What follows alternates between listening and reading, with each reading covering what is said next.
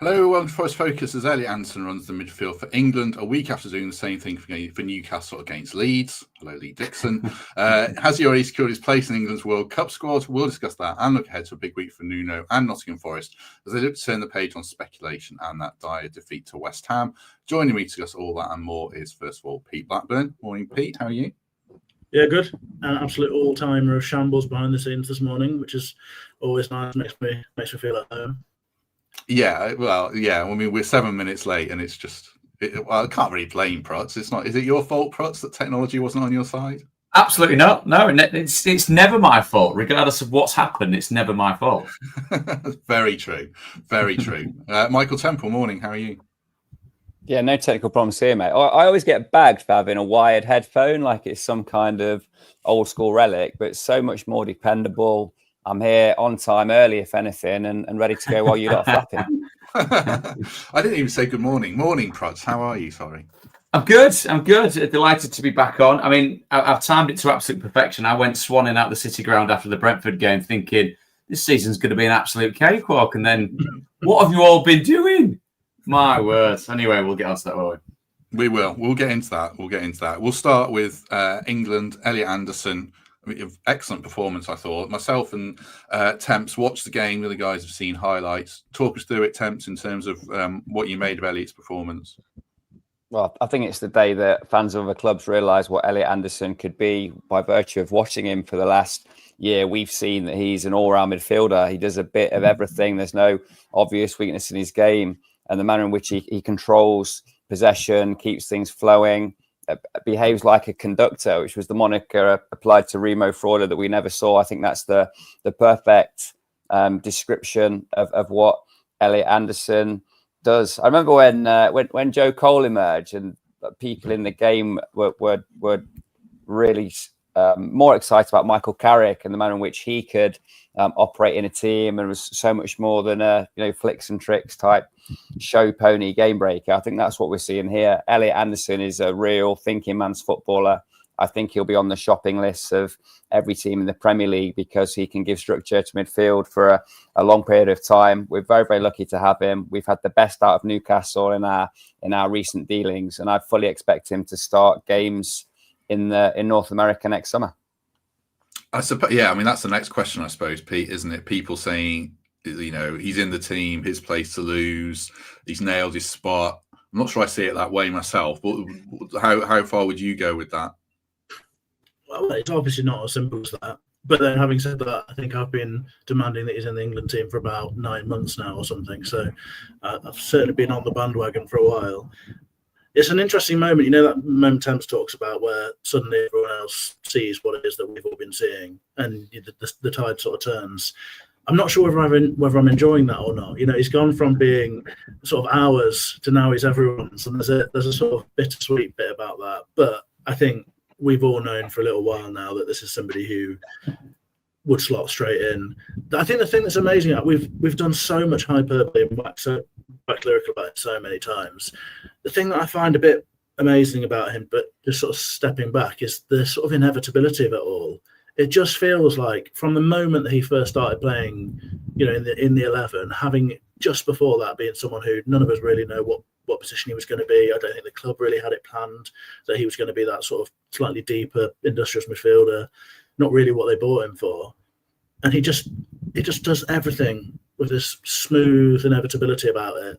And look, I think it is obviously one game, and he could have a stinker on. Is it tomorrow night? And that will obviously change the narrative a bit and what have you. But I think he's an England regular for a long time to come, certainly in the squad, and for me in the starting 11. And there is just that inevitability about his progress as far as I can see. And I make Temps bang on about the waiting list. I didn't know if it would come as fast as it looks like it might do, but next summer it's going to be difficult keeping hold of him. But the real joy for Forest, I guess, in that is that we get to enjoy him until then. And also, this is probably the first player that we're likely to be moving on in this sort of model that we've got, where there's going to be competition, I think, and that means big money that defines the future for the football club.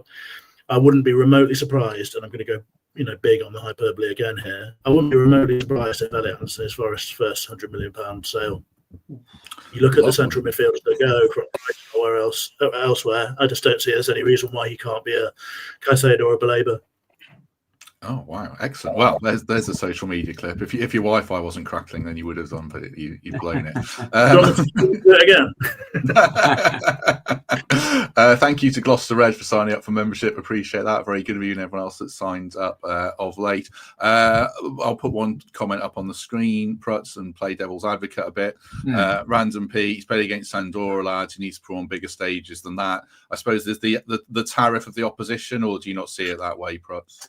There's a bit of that. I mean, there'd be a general frustration that you're not putting several goals past Andorra, but I think there's been a slight evolution in the way that teams such as that possibly face England, and it's about containment, of course, given the vast differences in the resources and the players at their disposal. But the other side of what it is, I would presume, to go into the first team for England or your national team, is to be able to deal with the pressure and also the expectation and the attention, which he seems to do really, really well. He plays football in a way that 20 years ago, it would have been seen as a bit of an anomaly, an English footballer playing in that type of way in the midfield, because he's extremely good on the ball. He's fantastic on the ball, extremely energetic. He can get around the pitch, still only 22 years old. You get the vibe that when you see him and Morgan, when Morgan's on song, they really enjoy playing with each other. They're always looking for each other, give and goes. As I said, that Brentford game was a real example of that. They look like they're enjoying themselves, which might sound a little twee given the fact we're talking about Premier League football. But he's got, from what I've seen, and going back to Pete's point about what you saw as soon as he got into the side, he's got, I would say, everything that you'd need to be one of the very best kind of midfielders, definitely. When we're talking about the Premier League first and foremost, and you broaden it out to what he can do on an international stage next summer, the world's his oyster at the moment. So I think, again, from a Forest persuasion, it's something that I think everyone within the City ground has known for a very, very long time. And the more we talk about it, the more attention that it gets. There was a comment about Newcastle just selling in for PSR, and there is obviously a very much an element of that. But there must be many a Newcastle fan just kicking themselves that had to be the case. But who cares? He's a Forest player and he's doing really, really well for Forest, and long may it continue. But I've got so much time for the way that he plays football, so much time for the way that he affects a football match, because there's many a modern footballer as well, maybe not a modern footballer across the ages, where you can seem to be doing a lot of stuff, but you're not actually affecting the game. Whereas Elliot actually, right, give me the ball. This is what's happening right now. This is how I'm going to dictate play, akin to what he did between Leeds and Newcastle, but also for the England side as well, given how responsible he is for such a young player, plays with such maturity, and is only going to get better. Can people in the live chat let us know if Prutz is too loud? Not it is volume, not in general, because he maybe sounds a little too loud in my ear, but I can turn him down. You can't suppress Prutz's personality. That's what he's here for, man. Exactly it. No facts, no insight, like a dog, just personality. I'll put this one to you, Thames. The reason I said his place isn't nailed is because of Adam Wharton, who would probably say, well, put me in that team against Andorra, I could do the same thing. Is that a fair comparison or not? Oh, what a player Adam Wharton is as well. Yeah. I mean, look, if we're having a debate again about any of these players, we get really excited. We could discuss Jude Bellingham. There were people make a case for Morgan Rogers. Cole Palmer's got a groin injury. Declan Rice seems like a bit of a shoo-in. There's a lot of wealth of riches in central midfield for England. It's going to be about that blend and that nuance. But what I like about Elliot Anderson in any blend is situationally aware, extremely high football IQ, and he performs the role that's needed of him. There was that debate, Thomas Tuchel was talking publicly, wasn't he, about the difference between a 6 and an 8 and trying to define exactly what Elliot Anderson is. The Jude Bellingham debate 18 months ago framed that he could be a 6, an 8 or a 10. But I'm just excited about the dynamism that he has, not in an exuberant, attacking, Morgan Gibbs-White kind of magic in the boots kind of way. He just does everything really well. I think without the ball, he's incredible. The manner in which he enters players' blind spots, times his interceptions is absolutely elite, like nothing I've seen before in a Forest shirt. But also the manner of his distribution and being that deep lying playmaker, having creative ability in his own third, at the edge of the middle third, in a totally different way to Morgan Gibbs-White. Offering that on both sides of the ball is why I'd make a case for him objectively getting past many of those names I've mentioned.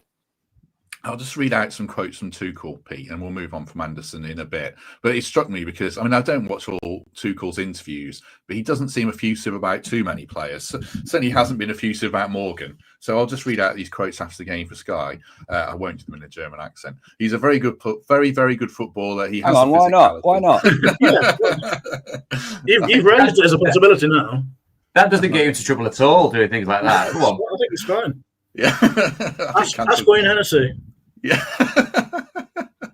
that was just a lack of historical knowledge. He's a very good football player. He has the physicality. He's very mobile 6. He loves to defend. He loves to put his body inside to win duels. He loves passing. He loves to break the lines. He was very mobile in the game. It was a pleasure to see. Very effusive in his praise. It was interesting. He talks about number 6 and how he plays the game, Pete. I think he clearly trusts him, doesn't he? And it translates into, I think he's going to take him in the squad. But I suppose the point I wanted to ask more about a very mobile 6 and how Forest utilise him. Your thoughts on that? Do you think that'll change at all? Is his England role different to his Forest role? Well, I think his Forest role to an extent will be defined by the performances of others, and perhaps most particularly Douglas Luiz and what he ends up offering to the team.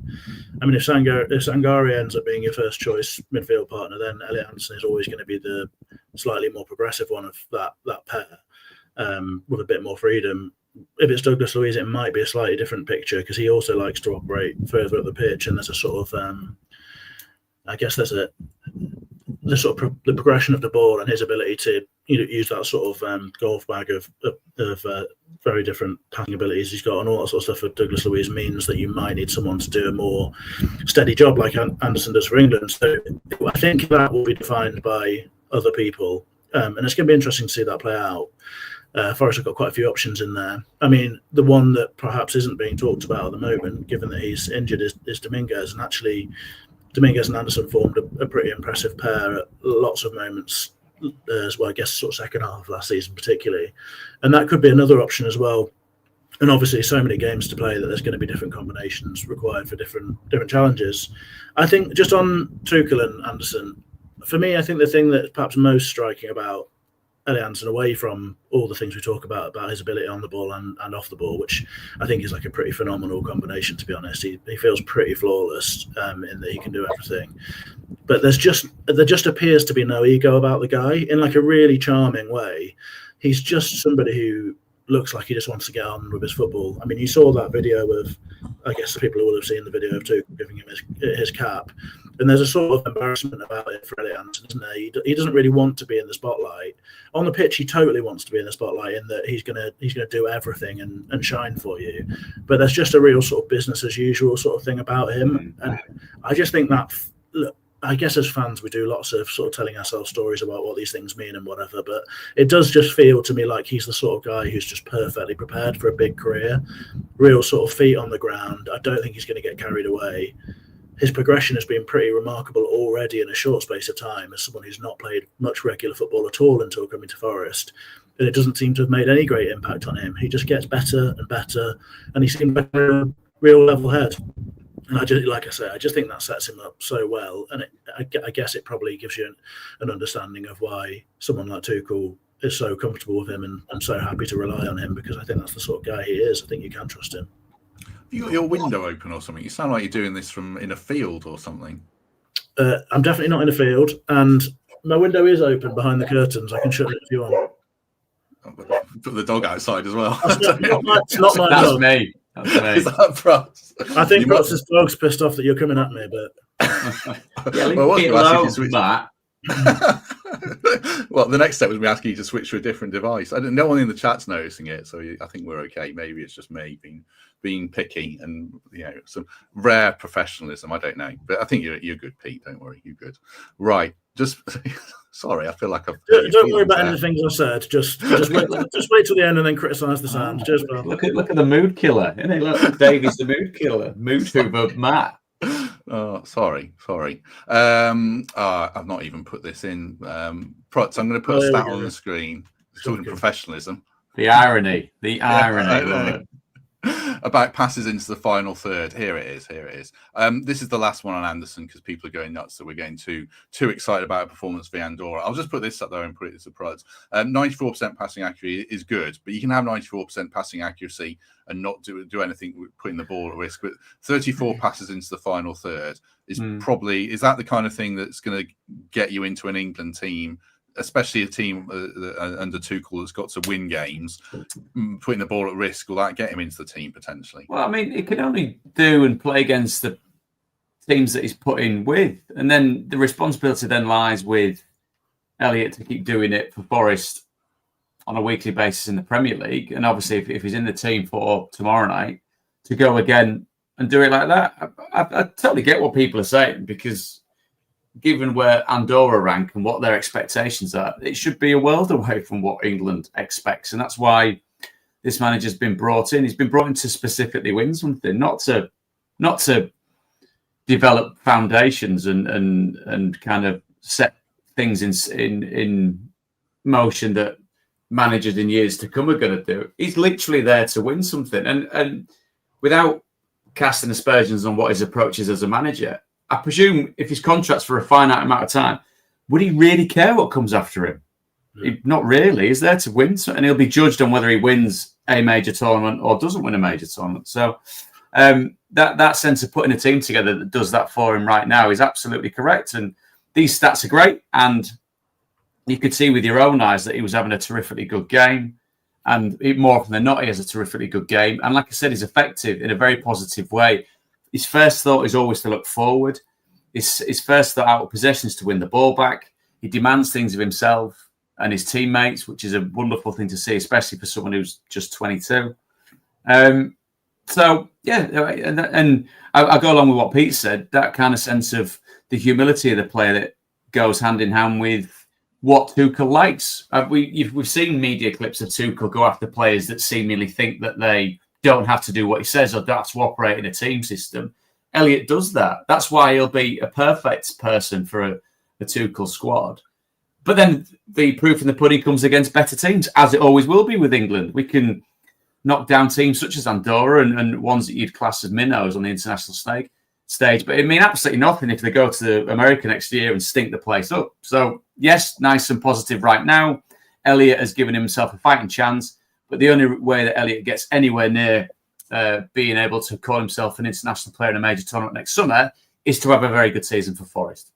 When we sell him for 100 million, how much do we have to pay for Adam Wharton? I tell you what about Wharton as well, and I've probably seen more of Elliot than I have in over the course of the last couple of seasons than I have of Adam Wharton. Again, another terrifically good player. I think right now Elliot affects the game more. And I understand what everyone's saying about Wharton. Again, a delightful footballer to watch on the ball. But from an impact and what he does minute on minute during the course of a game, yes, we're talking about a team that's won the FA Cup. Yes, we're talking about a team that's won the Community Shield. But consistently, Elliot's been a better player over the last 18 months.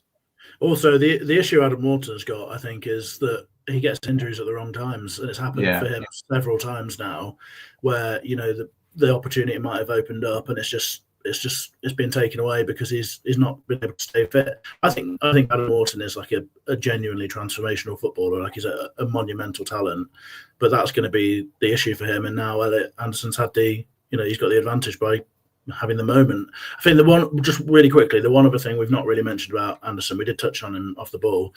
Tuchel seems convinced that the sort of approach he wants to go down with England is to be a little bit more direct and certainly to press more, just be much more sort of proactive, I think. And Elliot Anderson is, capable of being an absolute monster in the press. And I guess you saw that in the moment where he nearly got a goal as well. So I just think everything is sort of aligned perfectly for him to be a real mainstay in the side, the way they're going about things at the moment.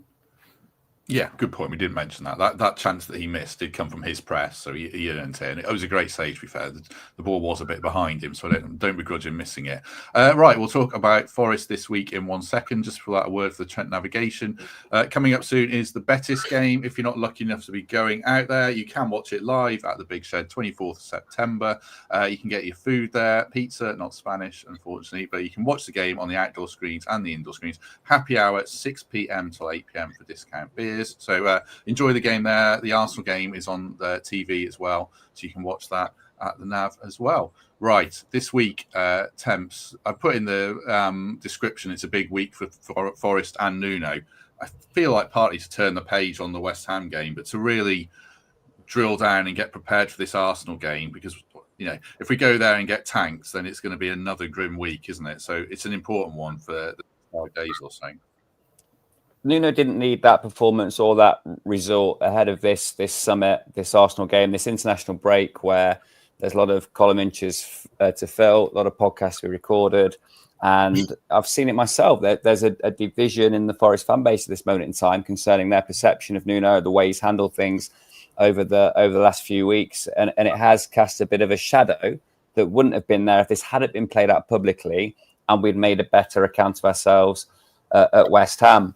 For what it's worth, my reading of the situation, how it be resolved, is that Nuno retains more than enough confidence from the squad and the support base, I should say, to get through these conversations and to find a way to strengthen his position at the expense of some of the influence of Edu. I've said before, I'm not a fan of this being played out in public. I think these types of conversation and the need to be comfortable in conflict in senior positions in sports clubs is absolute. You need to navigate those corridors a little bit more cautiously than what we've seen over the past couple of weeks. But burning the house down now it is horrific timing given the progress that our football club has made on his watch. I think we have the best possible season by getting to the end of it with him still in charge. But there's some serious topics of conversation in the discussions and meetings that are going to take place.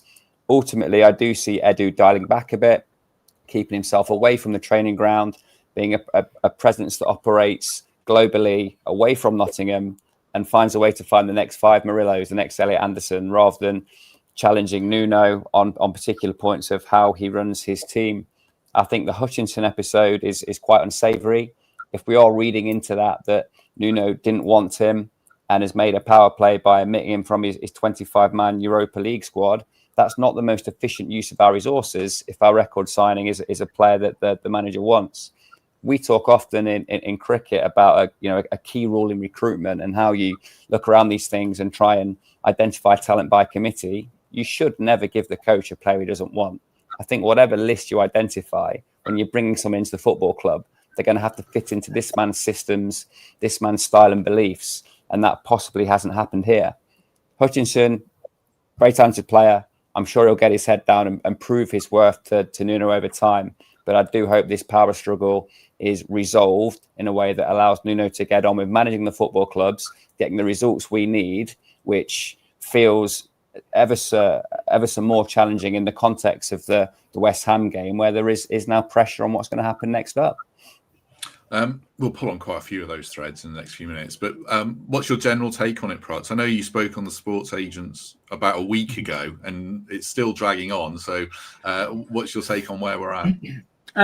It's one that I think, given obviously the way that last season finished and what the off-season gave, and then that interview that Nuno gave to us, wasn't it, with Sky Sports, about not being ready and being unprepared, and then seeing the quality performance against the Brentford side, obviously in transition under Keith, that you kind of thought that performance and the fact that they unveiled a couple of players in and around that might put that to bed. But as it does rumble on without any kind of resolution, I'm surprised at the kind of, I say histrionics, it's Nuno's histrionics, which are still quite low key, and it seems to be a lot of his instigation. Whether he's walked in and I couldn't, as I was chatting to you about trying to dial down and find out where on earth this kind of antipathy comes for Edu from. I don't know.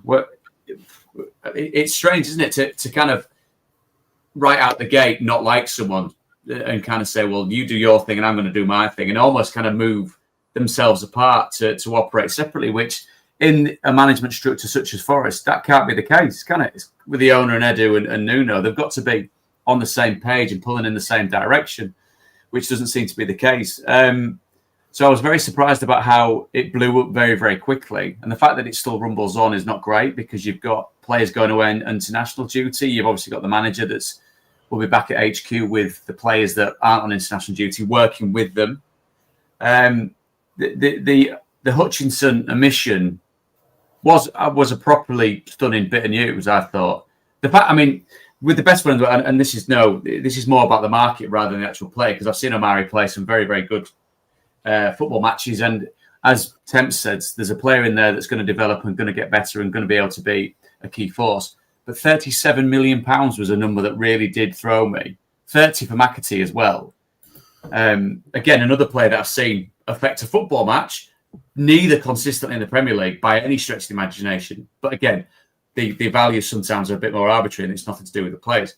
But the fact, if it is a statement of how he wants to run his team, Nuno's team, that Omari's been pushed to the side, if you're his agent, if you're him, and that news comes through, you're obviously going, what do you mean?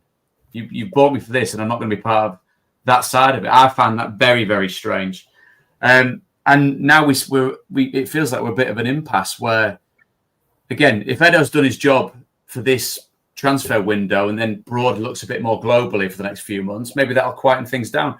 But it's only going to rear its head again in January if he comes back and there's players that are moving in and out of the football club that potentially the manager doesn't want. It always seems a bit eggy when a manager's almost alluding to the fact of, I don't know why this player's here, I don't know what you want me to do with him. He's not someone that I've been after. So I always feel for the player in that situation. But it seems to have come out of one of the most positive parts of Forest's recent history, that they now find themselves in a bit of turmoil that's, I think, it's seemingly all of their own doing, isn't it? Yes, in the past we've discussed PSR and we've discussed the Premier League and we've discussed impositions placed on Forest by spending or the way that they're moving players around. And that can feel, at the time, it felt like it was, from a Forest point of view, us and them. Now it's inside the camp, isn't it? Now, with a very definite split. And again, not just to seemingly piggyback on Temps's points and Pete's points, but he absolutely did not need that West Ham performance or result.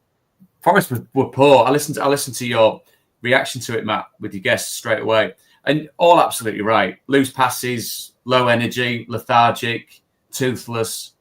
Yes, there were tiny moments when potentially penalties could be given. It changes the course of a game.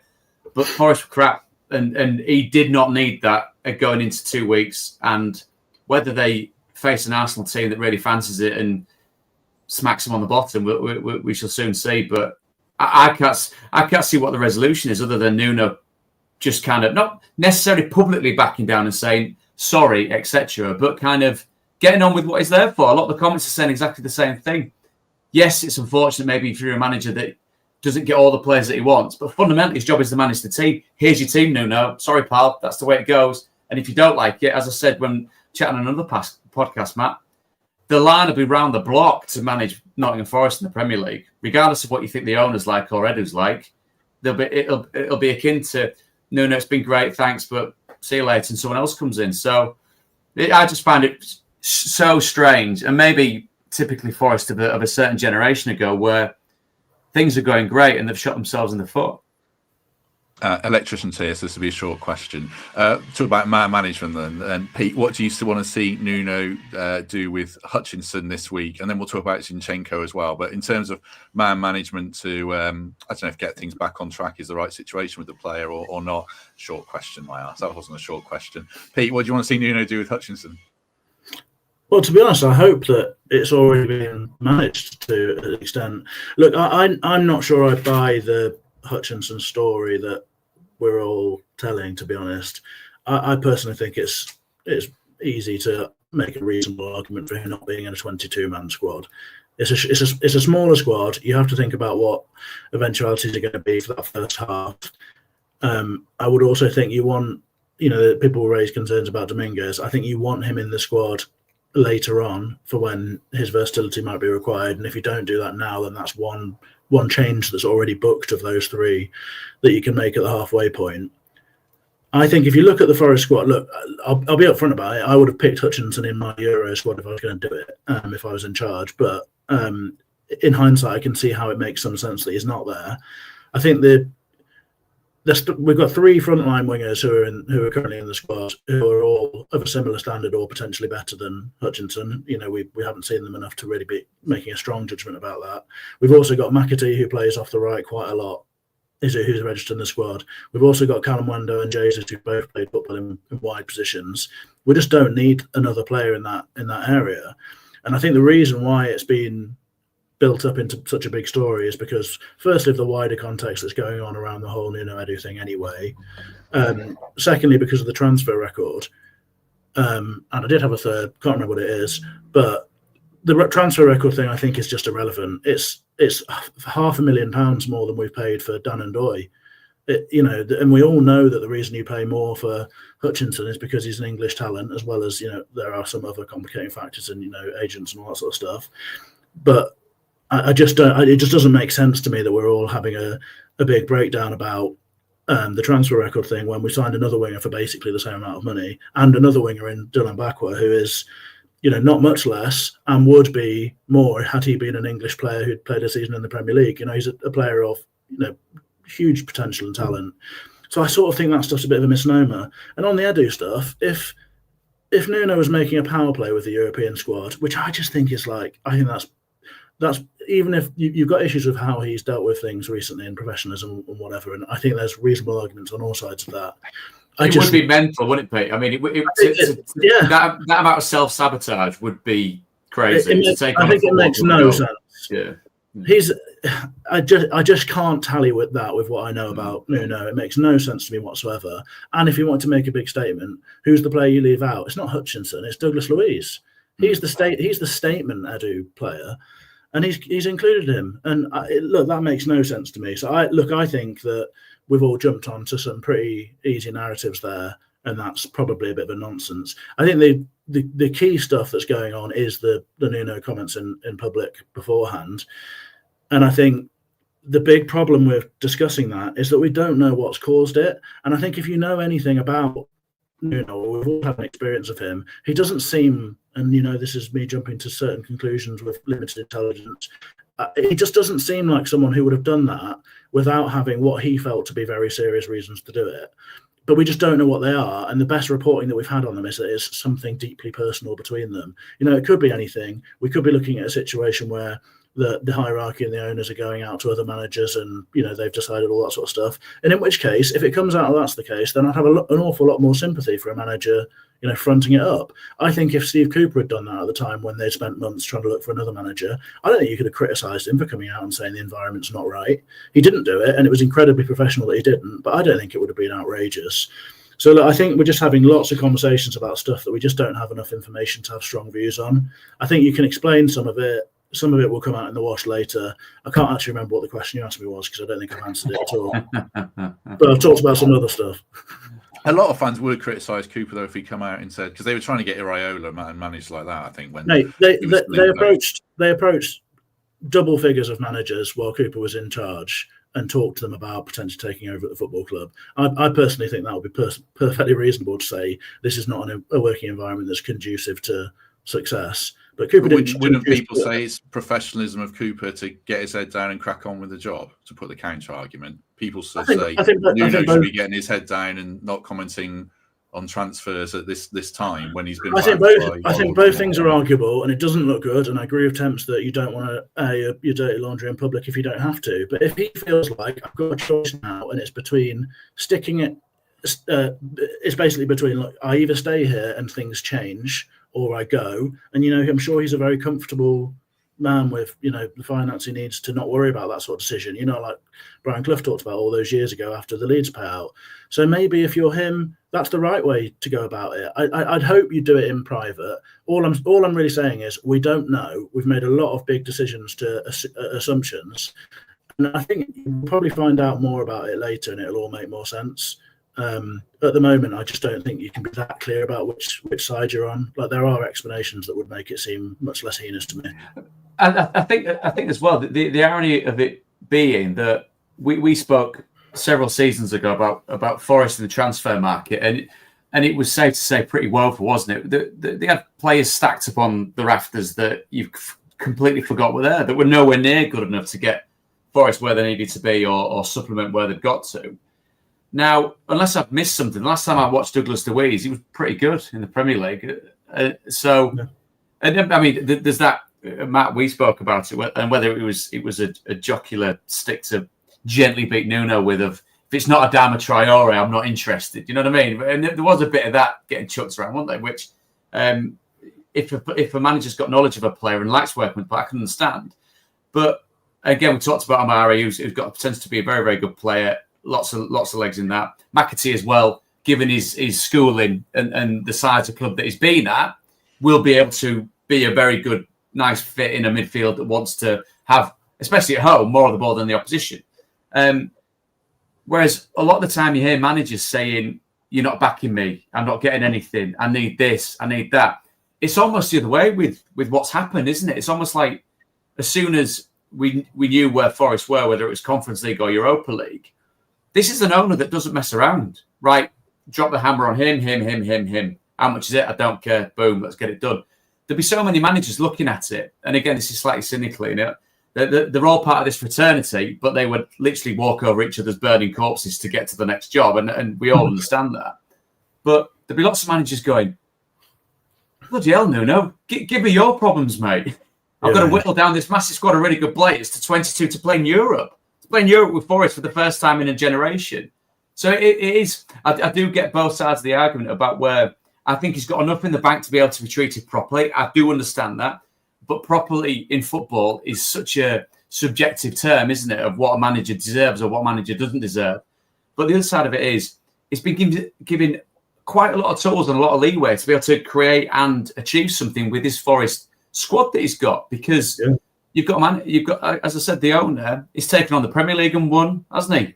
If you want to give us a points deduction, we'll still do better than it and stay in and we'll get better, and he's done that. So it's such a strange position to find themselves in, where there's a long list of everything that's going wonderfully right and could potentially be even better than it has been in the last 18 months. On the other, and maybe it's an inherently Forest thing, and I'll take full responsibility of that for being part of a team that repeatedly kicked you all in the Watsits a couple of generations ago, knowing that something eggy was always around the corner. And that's inherently what it is to be a Forest fan. It's brilliant. Oh, but there's this little nagging doubt about it. It could all go really wrong quite quickly. But there is so much to like moving forward and so much positively that if Nuno gets on with his job, Edu does his job, the owner keeps control of everyone doing their jobs, that could be so very positive. Brooks is so right. There's so much positive stuff going on, right? I think the only thing that has to happen now is it just needs to be decisive. Whatever happens, whatever emotional attachments I or other people might have to Nuno, if it's not the right job for him now and we don't feel he's the right man to progress things, you just need to move on and be decisive about it. I think the real problem Forest have got at this moment is that all of that optimism and all the good stuff, it's actually sort of pressure as well, because we're in the best position the football club has been in for so long, but we can't afford to drop the ball now. It has to be a decent season. We've spent an awful lot of money. We have to maintain this progress where we're still able to sell players from a high position and all that sort of stuff. And all that's in jeopardy if things are wrong off the field. So I haven't really got a dog in the race, to be honest. I just want things to be smooth and aligned behind the scenes as much as they can be, between big personalities and in football and whatever. So I think one way or another, it just needs to be decisive now. I assume, Temps, we've got to the point in the international break that Nuno's definitely going to be in charge of the Arsenal game, haven't we? Nothing's going to move now, is it? I think that's the objective for both sides now, is for Nuno to be in charge for the Arsenal game and to find a way to do that. They'll both stand their ground to a point, but ultimately this is football. They'll have taken counsel from senior players as well as their own instincts. And I just think it would be too disruptive and too much of a controversial decision to remove him from his post. No one resigns in football with a managerial contract and walks away from the compensation. They'd have to take action. I just don't see that happening. I think what has happened now is Nuno's gap threshold to be chopped has become a little bit smaller. He's used some of his credit, and where he might have been forgiven for a bit of a run in the context of what he achieved last season, had he towed the line a bit more, I think he's made that rope a little bit shorter.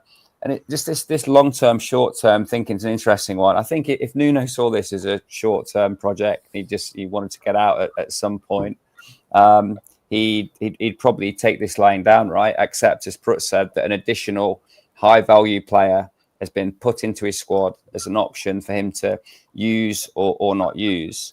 Whereas I think that the reading of Nuno wanting to be involved in the squad planning and working out how these parts might evolve over time probably does point to the fact that he sees this as a longer term project, one that he wants to be part of for a long period of time, and one that he has pride in enjoying some of the fruits of the systems and the feeling that he's created, because he's built something here. He didn't arrive on day one having convinced Forest fans that he was the man for this. We'd had an incredible rise from the bottom of the Championship to the Premier League and survived. There was a really positive feeling at the football club. And when Nuno's name was first mentioned, the reaction was quite underwhelming. He's earned the popularity amongst Forest fans, which has only come undone because of one result a couple of weeks ago and a mishandled situation, clash of personalities away from the field. So I hope it gets resolved. I fully expect him to be in the dugout for the Arsenal game and beyond. There'll be some kind of mechanical change to the brief given to Edu in the context of Forest, and I think we'll find a way forward. We'll take a word for Global Telemetrics in 1 minute. Chris Kearney, thank you very much for saying we look like $1 million per status. I don't think that's very much money, is it? Well, I should really listen to your answers, being said I did a currency conversion. It works out to £5,200. But I'll take it. That's what it costs to get a flight from East Midlands to Seville at the moment. No, we'll take it. We'll take it. Right, let's take a word for Global Telemetrics. I've not listened to this advert, so it could blast your ears, but here we go. Here we are in the West Midlands area. BMW stolen from car key burglary overnight. Swiftly located. Covert technology. Global Telemetrics. It pays to invest in security. One happy owner. Criminals not so happy. Great work between West Midlands and Staffordshire proactive teams. That was all right, wasn't it? Drone is covert technology. There you go. They use drones to get the car back. So worth investing in Global Telemetrics, certainly. Just sticking on this a little bit, I'll throw this one to you, Temps, as well. Does Nuno need politically to give Douglas Luiz a start soon, or is that weak management, would you say? No, nothing needs to happen politically. I think he's more than capable of earning his place in the team, and there'll be a situation arises very soon through a tactical need or an injury or a suspension where he's the next cab off the rank and gets his go. I think just absolute curiosity makes me excited about seeing Douglas Luiz's name on a team sheet. I think, given, as Prutton said, his standing at Juventus and what he did in the Premier League for Forest means that will be a celebrated moment when we see Douglas Luiz starting a game for Forest, but not for political reasons. I think he offers a slightly different profile to what we've seen in there at this moment in time. And I would be excited to see him in that Sangare spot with Elliot Anderson changing his role slightly to accommodate and getting that trinity of Douglas Luiz, Elliot Anderson and Morgan Gibbs-White together. I think that's a really exciting central midfield three, and one which I would celebrate and welcome. How do you think Prut's players are viewing this? I think I asked Lewis after the West Ham game, and he didn't play it down, but he said they'll get on with the job. But the more it drags on, the players talk about it more, and especially the new players who are coming in and don't have any particular loyalty to Nuno. Does that change the dynamic, do you think, with a Callum Owendo, a Luiz, and all those guys thinking, well, hang on, is this manager actually going to be here in 5 weeks? How does that play out, do you think? I'd like to think that the professionalism that goes hand in hand with what's got these players to this level comes to the fore. Rather cynically, if you don't like Nuno and you're not getting a game, you're probably hoping that he goes.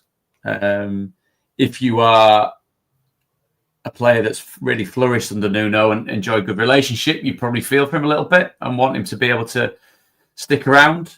And the other side of it would be a bit of a head scratcher, given, and this is not me saying footballers are simplistic, but they're like simplicity of, we know the manager is, we know what team he's going to pick. We've got a head round what a training week looks like. They're like routine, basically. This is what I'm trying to say. And the routine that they've got or have been enjoying broadly under Nuno for the time there has been absolutely effective and undoubtedly a steady rise. I mean, even take away the disappointment of Forest not being in the Champions League,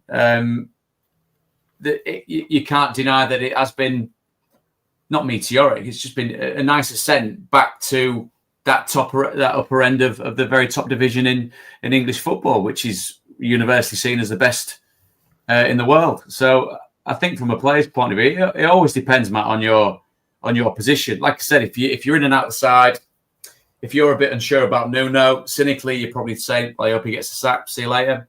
But if he's someone that's really vouched for you and helped you develop, then you want him to stick around. And again, going back to the West Ham game, whether that was poor cosmic timing of everyone having an off day, whether it was to do with all the chat and all the debate going into it, whichever that was, has got to be part. And if you've let that affect you as a player, then grow up. Your job's to get paid handsomely to perform, which again, more often than not, Forest have done over the last however long it's been under Nuno. So the simplicity is you're there to do a job.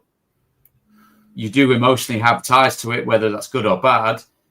But inherently, you've got to get on the pitch and perform, and that's their main responsibility. And that sounds very simplistic, but that's what it is. But I understand as human beings, if you've got a relationship with Nuno, that you're seeing him potentially going through a sticky situation, that you would feel for him in that moment. Bruce, do we as fans overestimate the impact of a managerial change? You've all been through it so many times in your careers. There's many stories about the bounce as there is a drop-off at that point. But, I think there's this notion fans have sometimes that, if the gaffer leaves, it will affect Gibbs, White, Elliot Anderson, Chris Wood, whatever. But you've lived through it so many times. Do we overestimate the impact?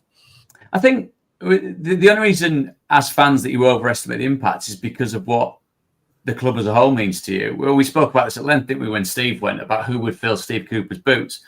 Steve Cooper has his place in Forest folklore, and it will ever remain thus, even though he obviously went to Leicester, and I do understand that from an East Midlands point of view. But he's earned his place on the mantelpiece, I think, at Forest for doing what he did. Yet Nuno's made the team better. He's categorically made the team better and put the club in a better position. Whether that's because he had access to better players because of where they found themselves, or more money to be able to spend on players, we don't know. But I think you can get attached to a manager as a fan, and you should do, because he's the figurehead. He's the person that sets the culture. He's the person that everyone looks at when things are going good, when things aren't going so good, and he's got to deal with it all. And again, sorry to talk about money once again, but we'll be getting paid handsomely to do that. So whether Morgan has played the best football of his career under Nuno and has reached the level, you'd only know if another manager comes in. Whether you get another manager that comes in that takes Morgan even further, turns Elliot Anderson into the modern day Steven Gerrard from a very strong standing start that he's showed at Forest. We just don't know, and it's the old adage of the king is dead, long live the king. Whoever comes in has got to pick up the mantle and go again, because Forest have had some very storied managers and celebrated managers, but you always move on. You always move on, and they'll be looked at fondly as time passes. Some not maybe so much when things weren't going so great. But I do that. I think that's almost an emotional responsibility, Temps, of a fan, to get attached to a manager, because you live and die by what he says on a weekly basis or every other day basis, given the volume of the games. And Nuno undoubtedly has brought the football club even closer together than Steve did, even though Steve and his team probably created one of the most emotional moments that you could possibly feel as a Forest fan in the last generation, wasn't it? That day at Wembley, and having had the pleasure of working there at that time, was staggering, absolutely staggering. And then you go again, and then you are then talking about a Forest team that's back in Europe, and Nuno's been a huge part of that. And hopefully this all settles down and normal service is resumed. But if not, and again, rather cynically, he goes and someone else comes in, we might be waxing lyrical about someone else in a year, 18 months' time. Go on. I wasn't sure if you were going to be annoyed that I chipped in again. I don't want to labour that point about being decisive too much, but when season before last, we had so many conversations about the points deduction stuff, and as that process rumbled on, we talked a lot about uncertainty and whether it matters to players and squad environment and all that sort of stuff. And I could never get my head around those sorts of arguments that were like, oh, the players will get on with it, it won't matter, and that sort of stuff. Because I just think in the modern world, you can't escape the talk and the constant spotlight and the focus and that sort of stuff. As much as you try to, I just think there's always going to be an element of impact. And Yatesy, in a recent interview, spoke about it and said that, it was really difficult during that period, and that there was that feeling of uncertainty and questions looming and all that sort of stuff. I think culture and environment and all those sort of modern buzzwords, They're so important in football right now, and I think you have to have, well, you know, any successful workplace or whatever, really. But I think you need a real simplicity about what you're doing, a real sort of message that everyone's on board with, and all that sort of stuff, and you know, unity about how you're doing it, and just no questions around it. And that's why I think the decisiveness is the important bit. You know, it needs to be, we've spoken, these are the lines, we understand our relationships and our jobs now, and this is the future. Or it needs to be, look, we don't think we can make this work in structure as it is. We're moving on, and the next person has agreed to, you know, live by these boundaries, and this is what we're all happy with. I just think that needs doing, you know, urgently. We need another video with the owner, and this time Nuno stood next to him. Yeah, a bit of Everything's absolutely fine. Or anything. Yeah, blink twice, Nuno, if you're all right. Yeah. Temps, you've got to go in a minute. I know. Anything you want to add before you have to depart? No, carry on. My meeting hasn't arrived yet, so we can keep talking. But I think that video should be narrated by Matt Davies using one of his international accents. Well, apparently, just to put in again. Sorry, I'm doing a peek today. I'm putting in left, right, and centre. But and you mentioned Yatesy saying something about it. And going back to the question about how the players deal with it, because normally it would be everything around the game. The media department would be absolutely on it to kind of say, well, don't ask the players that. But we've not. Unless I'm missing something, there's not been too many that have stepped forward and said something, whether voluntarily or been asked in a meeting or in a interview pre or post match. I mean, again, it doesn't help when you probably get interviewed after a West Ham game when basically the first question is, what on earth has gone on there? But that sense of, I've not heard much. Have we seen many interviews with regards to this? Because it's always been Nuno. Eddie's not said a word because, quite frankly, he wants to hear from him. And then the owner's kind of just sat there doing what the owner does. So is it a bit of conscious effort by Forest not to get too many players discussing it or giving their opinion on it? I think we've seen dignified silence, haven't we? Which is what your best advice to on a polarizing issue as a player, to flip the question and talk about trying to get 3 points for the weekend. I just think that the Forest senior players, even the lack of briefing from off the field, suggests that everyone's wise to how the game works, and they've done the right thing by not dipping their toe.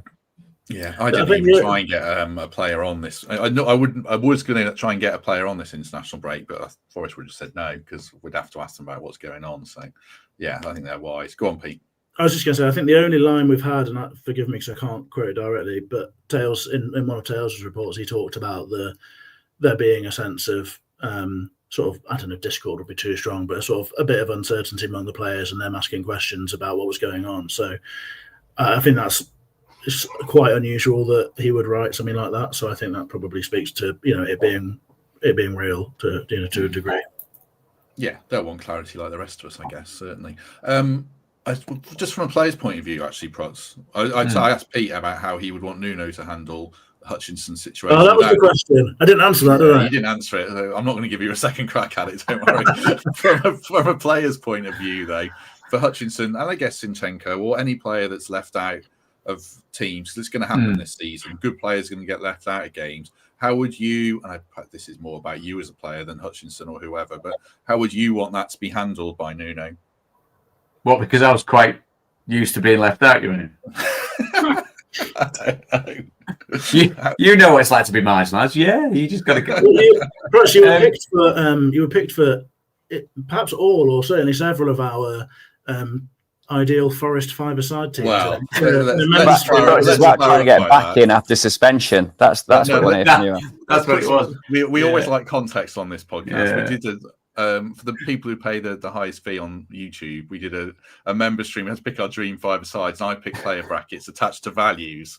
And David Prutton was in a lot of them because he was the cheapest player in the whole game. And the distances now are a lot smaller to be able to cover. So we made it very clear in mind that he was the first choice for post-match pints, so he had to be. Thank you, Pete. Thank you.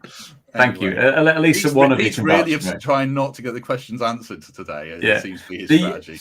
It is such a strange one, and again, that you're asking me. To kind of, and having seen the game over the last 10 years away from the pitch, and the perception of playing and not playing has changed. I think it's one of those where there's a broader acceptance that you might play this game but not that game, and it might not even have any relevance to how you were in that game, and the resting of players and the kind of understanding of the workload of players. I do understand that. For Omari, I think it's given his trajectory so far, and again we're second guessing the reason why he's not in that particular squad. You do think it would be slightly deflating because he's come to a team that is very much on the up. He was obviously a huge part of Ipswich and what they did so wonderfully well, climbing up Championship and giving it a go in a Premier League, which, as we know, the gap between the 3 that come up and the 17 that are already there is getting bigger year on year. And again, just to re-emphasise the positive vibes of what this podcast is, what Forest have done in jumping and jumping again is staggering. But now we're talking about the here and now. So there will be a sense of being frustrated at being left out. I totally get. I'm trying to think if there's any context of which Omari's going, yes, I understand, because, and not in the sense of him not from a mental point of view understanding, because obviously you only had a certain number of players in the squad. He'll obviously understand that, but there'll be an element of, well, I've come to Forest to go again now in my career, and playing in Europe, that's bring it on. Those nights that we're all looking forward to seeing at the City Ground, him sat there in his tracksuit not getting stripped will be like, well, this is rubbish. Obviously, there's chance to go again if Forest progress and get through. I do obviously understand that as well, but it'll be a tough one. I'd like to think, like with himself and like you mentioned Zinchenko as well, maybe that then means that when they get their chance in the Premier League, they double down. This is what you're missing, Nuno. This is what you're missing in Europe. This is me going at it and proving you wrong. Which, again, is a strange position for a brand new player to find himself in, coming in and I've got to immediately prove the manager wrong. Yet you've nearly spent 40 million quid on me. Again, the value arbitrary, nothing to do with that, and neither here nor there, really. But the perception of what that is. All they can do is show, A, what potentially Forest are missing on a European stage, and B, really ram that home when it comes to playing in the Premier League or whatever domestic game they get a chance to play in. So it's frustrating. It's unfortunate. Again, I don't think he's there sitting on peanuts, not getting paid in the interim, which again makes me sound very, very cynical as a 44-year-old man. But it's a strange one, and one that emotionally, mentally, physically, and professionally, they're going to have to just get over with and make sure that as and when the time comes and they're called upon, that they do exactly what they're there for, which is to help Forest get better. There'll be disappointment, right? But I think if I was trying to manage the situation, and I'm sure I'd be absolutely useless at it, but I think my message to him would be, you've already made a massive step up. You're coming to a football club that's going to be incredibly disappointed if it's not a top half Premier League club, given the sort of the level of recruitment and the progress they're making. It's your job to break into that team. Also, I mean, first of all, that's very different to the situation he was in at Ipswich last season. And not only that, but it's also a football club that's recruited to the extent that you've got to think they're looking to try and go deep in domestic cups as well. I mean, there's going to be so much opportunity, and football's about those sort of tough decisions and stuff, isn't it? And I can only assume that if the communication's good, then you can have disappointment, and I'm sure you get those moments in your career. But there is so much opportunity as well, and I hope that they've sold that to him. Temps, did you need to cut in there? You didn't tell us you got to go. No, just my 2 pence on Omari Hutchinson. When we signed Morgan Gibbs-White, his career trajectory at that point wasn't entirely dissimilar to where Omari had been. He'd had a big influence in a team that was slightly below the level that we find ourselves at now. He's taken time to settle and to become the person that is the man in their team. And he's kicked on, embraced that, and gone on to represent England, has a genuine chance of having an impact at a World Cup. It's hard. It would have been harder for Morgan Gibbs-White to do that in this team at this level, where the brief has changed from trying to avoid relegation to trying to perform in the Premier League, be a top 8 side, and perform in Europe, or not, as maybe the case in Roy Hutchinson's time. He's not mature enough yet. Hasn't got the miles in the tank to get to where Morgan Gibbs-White is now. I think it'll take his time. the way he manages these next 2 seasons is going to be critical, because he absolutely profiles as an exciting young English talent that's going to become a Premier League footballer. But he's coming to a squad with a totally different outlook, a totally different baseline of what's acceptable. And the dice are loaded against him a little bit at this moment in time. So the fee has to become irrelevant, but the way we manage him is extremely relevant. And if he's going to have a period of disappointment now, we have to have a very, very clear plan for how he is integrated with the squad, how his trajectory is communicated to him and managed, because he's a footballer that's come for a big fee and is going to be very disappointed by the circumstances that he has now. But I don't believe he is an avoid relegation player. He's shone in that Ipswich side. He earned his move. And if it wasn't Forest, it would have been somebody else. There's a very, very critical year or 2 in his development now, which will determine where he ends up and if he's got a future at Forest. The other part about that is as well, given the workload and the games that are coming, because I've seen over several seasons teams that have got into Europe in the sense of playing later in the week in Europe and then playing on a Sunday and being at several Premier League games and just thinking there's a spark's needed, something needs to lift it. And that's where the responsibility, I mean, it's a huge responsibility on everyone involved with Forest to this atmosphere that fans can generate. They've got to go again.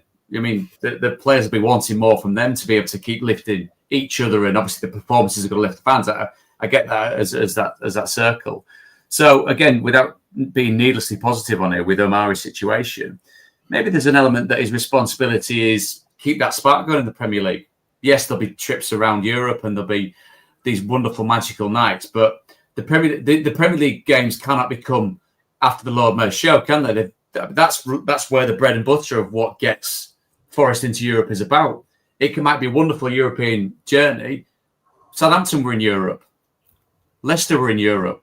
You know what I mean? And suddenly they bounced out the Premier League and bounced back up and found themselves in that in-between situation.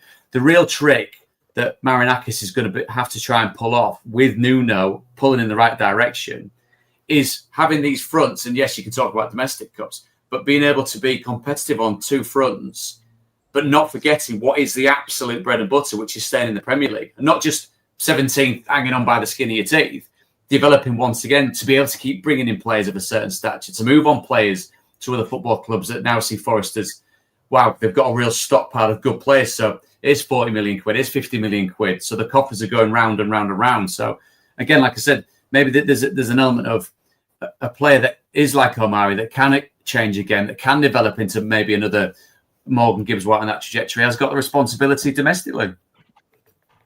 I'll just tackle one question. Temps, you got to go though. Your meeting has arrived. Anything you want to add? Cheers, fellas. Appreciate the chat. See you all soon. He's got to go. See you, mate. Nothing to add. No, abrupt. His meetings arrived. There was a few questions. I've seen these last few days around whether Hutchinson's been left out for squad cost ratio reasons. And Zinchenko. I can't believe that'd be the case, because it'd be a huge loophole in the thing. Do you know anything about that, Pete, or not? I'm slightly concerned I'm going to say something that's going to get clipped and used against me to prove that I'm a moron. I'm pretty sure that the UEFA rules are for the whole football club. Yeah, I think they are as well. Because that would be an absolute nonsense if they're just for players who register. I did read the rules, and all it talks about is registration of footballers, which is what clubs do when you sign them. You have to register them as like an asset to your football club. The squad cost rules are about the whole club turnover and wages and all that sort of stuff, not about who's registered in the Europa League squad. So I think that's a misnomer. Yeah, I think that would be a huge loophole, because then if that were the case, UEFA would risk the highest earning, biggest players not being selected for squads in their own competitions. So you could play them for half of the competition when it got serious and all that sort of stuff. I think it's not true. No, I think so. It's the whole club. Just a couple of things just before we go I wanted to cover. We have spoke a lot about Hutchinson. The Zinchenko one, just to touch on it, Pete, without dredging, we're going through the whole of Thursday's podcast again. But it does seem strange to me, the Zinchenko one, if it's purely from a football point of view. I know there's some chat around it was such a late deal, he didn't do a medical, and Forest just signed him, so he can't be registered, because that breaches UEFA rules for putting players in squads. So if that isn't the case and Zinchenko is purely a football one, to me that's a weird one. And again, the question is, how do you manage a situation there when he might think, well, it's a quick deal, but he might think, what am I doing here then? Well, hopefully it's all explained by reasons such as the medical stuff, and therefore you don't have to manage the situation because everyone will know what they were getting into. I don't know the answer to that. My whole argument in defending the decision on Hutchinson was about the sort of the makeup of the squad, so I can't use that same logic to justify Zinchenko not being in the squad. I don't think, given that he gives you cover or first choice starting at left back as well as central midfield, and certainly the left back position is probably the weakest spot in that Euro squad. So you would find it hard to justify from that point of view. I think I presume that it's explained by other reasons, and what Paul Morley sort of uncovered about the club doctor having to be able to have signed off the medical or whatever before. Maybe that's accurate. I haven't been able to stand it up either way, so it's just, these conversations are so hard to have, aren't they? I'm hopeful that there's no management required because it's explained by the process rather than conspiracy or whatever. Yeah, Nuno's next press will be Thursday, so I would hope he's asked about it. I know it'll be old news by then, but Matt, they've got the reporters have all got to ask if there's any news on injuries and stuff, so they might struggle to get through to any of those questions. Any knocks? Any knocks this week? Sometimes they don't even get asked that, these managers, which is a bit frustrating. Yeah, I know. Last one. I'm just picking your brain as an ex-player again, Prutz, about how Nuno deals with all this stuff. I asked this on a member stream as well. Would you want Nuno, or should Nuno as a player say Hutchinson or Zinchenko or anyone that's left out, I'm going to start you against Sunderland, or I'm going to start you against Burnley, or again, is that weak management and he should just be saying, I'm going to pick the team to win the game? Well, I mean, for him to steam in and then guarantee a place in the next starting 11 purely to react to that omission, I don't think would be right. If he's saying to the two of them, you're starting because I believe you're the best, you're going to be the best part of the best 11 that I can put out, then that's absolutely correct. That's what a manager's job literally is: pick the best 11 for the specific game, and hopefully that 11 actually goes out and performs, because they do need a reaction, obviously, to the West Ham result and performance. I'd like to think, given how empathetic he has come across and how players in general speak glowingly about working for him, that suggests a man that understands the personal side of what it is to manage a football team, doesn't it? Yeah, he'll have high standards as a professional, but you don't get players going to the well week in, week out if it doesn't feel like the manager actually cares about them. So I would presume that would be the case. I'd be very surprised if he just kind of went, here's a squad, bye. You know what I mean? And any questions, go and ask someone else. I don't care. You'd think he'd have time for that.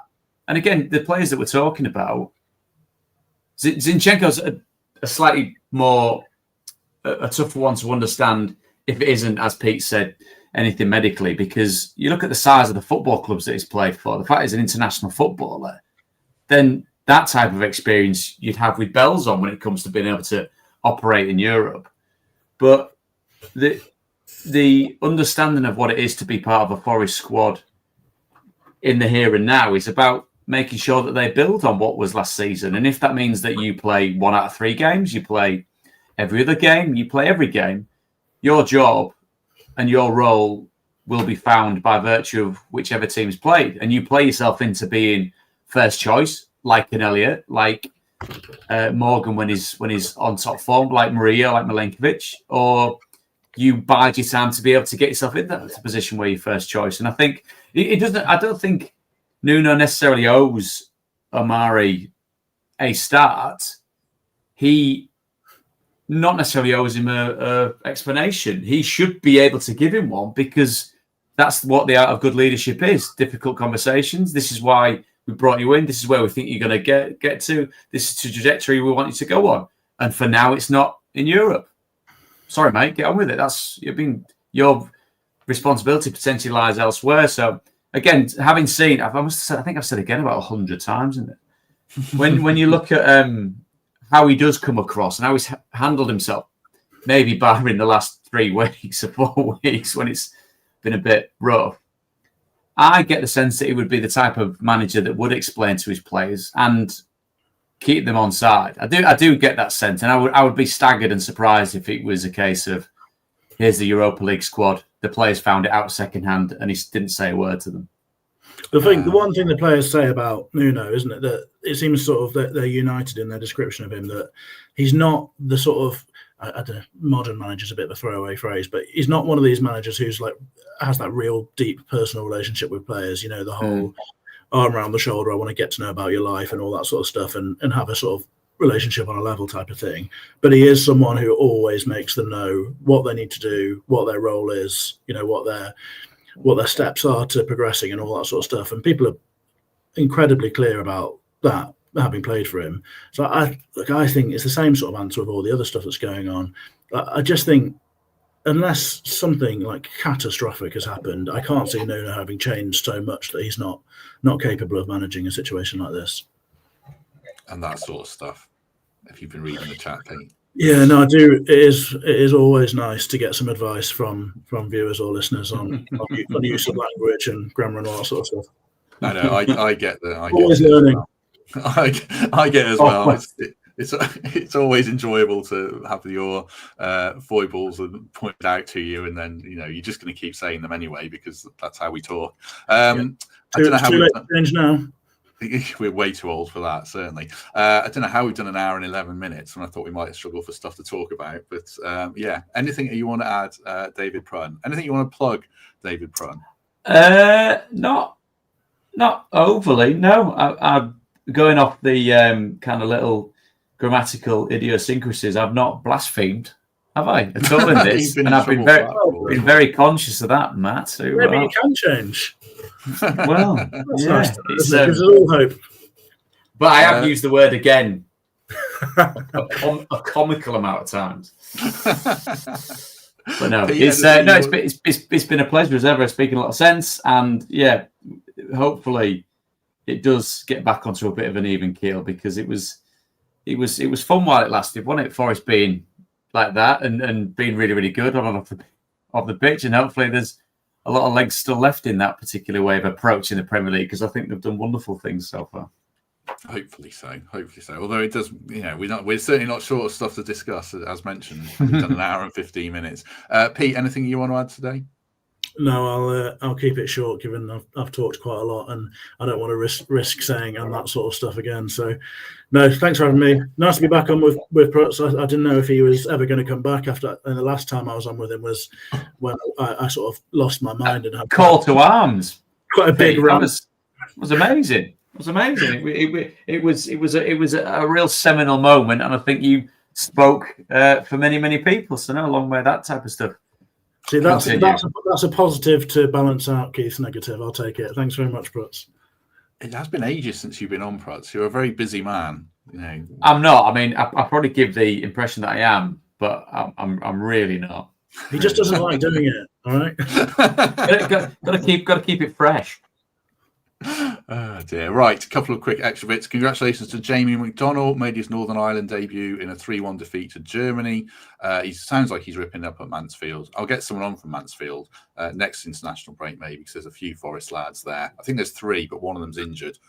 So yeah, we'll pick that up. Busy on the Southampton podcast. I can tell you for a fact, Paul. No, I'm not. I've never been asked on that one. What about the referees podcast? Do they get? Well, we do. Ironically, I think I mentioned it before. We do chat quite a bit with the PGMO, which is I found both fascinating and frustrating in equal measure. Shout out to Forest women, kicked off their season in defeat, unfortunately, but their first game in WSL2, lost 2-1 at home to Newcastle yesterday at the City Ground. And last one, I'll reserve a word for my granddad, who watches all of these, or this will be the proof if he watches them, really, because he'll tell me if he's watched this or not. Going strong in his 90s, and he watches it virtually every day. He's not very well at the moment at all. So I thought I'd mention, give a shout out to him. So get well soon and all that shit. Right. And all that shit. Well, I'm really bad at all this. Anything emotional, I just clam up like a repressed Englishman. Yeah, exactly. No, well, yeah, get back to clamming up Nuno. No more mad press conferences. Right, we'll be back. We'll be back tomorrow, but I'm not sure what with. Pete might be bailing me out with some kind of quiz on Wednesday, and then Thursday we'll properly turn the page and talk about Arsenal and all that kind of stuff. David Prutton, thank you very much. My pleasure, and I echo those sentiments. Get well soon, Grandad. Pete Blackburn, thank you very much. Thank you for having me, and get well soon, Grandad. There we go. Thanks very much, everyone. Have a good day. If we don't see you tomorrow, just repeat my speech foibles. We shall see you soon.